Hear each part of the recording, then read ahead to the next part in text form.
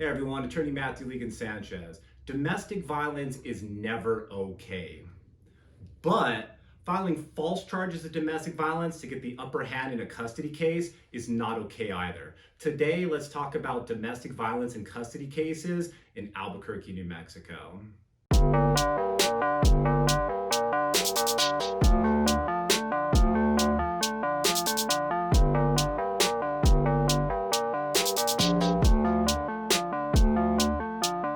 I handle all types of domestic violence cases, but today I'm specifically talking to people who have a domestic violence charge and they're going through a custody case or they're going through a divorce. I'm talking to those individuals specifically. Domestic violence during a custody or divorce case can have long-term repercussions. Sometimes the opposing party is going to file a domestic violence charge to get you out of the house, to get sole legal custody, to have long-term repercussions, to try to get an advantage in the custody case. These are all common reasons that a false domestic violence charge can be filed in Albuquerque, New Mexico. And mainly they're being filed to try to get the upper hand in a custody or divorce case when domestic violence didn't actually occur. Domestic violence and restraining orders often go hand in hand. This is because sometimes the police will be called, no domestic violence happened, but you're going through a breakup.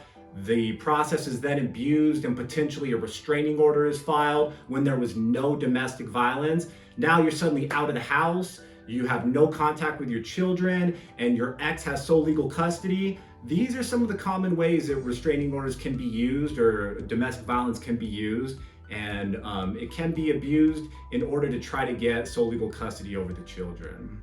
Is there any evidence to actually support the domestic violence claim? Are there pictures? Are there bruisings? Are there recordings? Are there witness statements? Or is it just your word against the other person's word? It's really important what type of evidence there is. Is there circumstantial evidence? Do the claims not really make sense? Do they not add up? All of this can be considered and decided by the judge.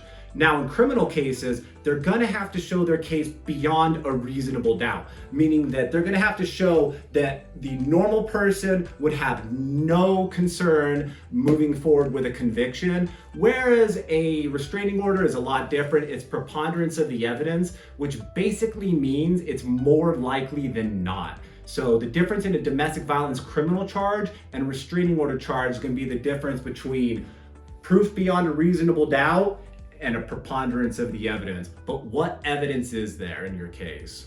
Are you going through a domestic violence claim during the custody or a divorce case in Albuquerque, New Mexico? If so, you need to speak with an attorney that has a proven track record of success with domestic violence. Speak with an attorney that has a track record of success with family law cases like divorce, with custody, and with domestic violence. Has the attorney that you're talking to had not guilty verdicts at trial for domestic violence? Has the attorney that you're speaking with handled restraining orders all across New Mexico for over a decade? Has the attorney that you're speaking with done family law cases and divorce cases for over a decade? The combination of the two are going to be very important because you're going to have questions not only about your domestic violence or your restraining order, but also about the custody, about your divorce, and how the two work together. If you have questions, contact an attorney, contact Matthew Sanchez. You can reach me at 505 Sanchez and we'll get to the bottom of your case.